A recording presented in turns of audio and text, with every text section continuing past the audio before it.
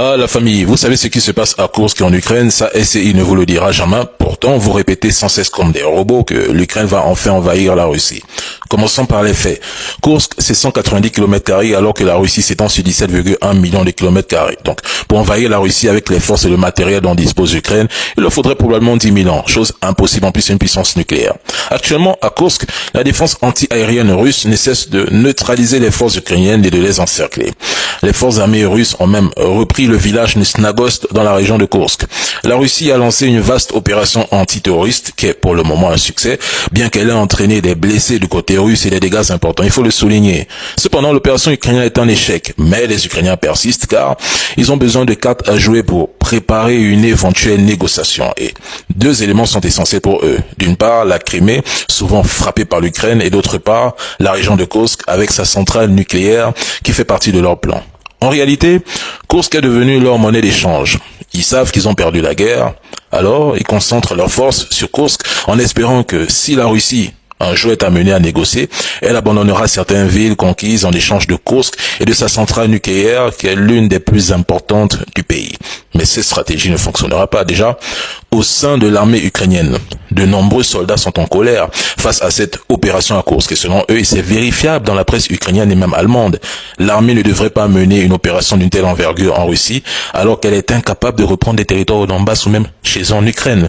Et la situation en Ukraine se dégrade de jour en jour. Et la Russie continue d'avancer et récupérer encore plus de territoires. Maintenant, si vous voulez vraiment des informations fiables, mais utilisez Google Traduction et consultez les médias indépendants, allemands et ukrainiens ou autres, même les médias officiels comme le Wall Street Journal.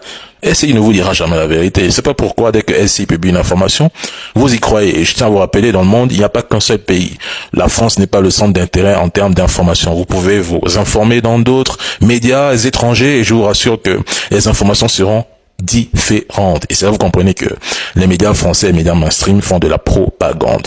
Les Ukrainiens concentrent leurs efforts à Kursk dans le but d'établir une ligne de front pour forcer la Russie à négocier et abandonner Kharkov. Ils sont incapables de vaincre la Russie en Ukraine. C'est pour ça que Zelensky a expédié à Kursk l'une des unités les plus efficaces des forces armées ukrainiennes, la 80e brigade d'assaut autonome.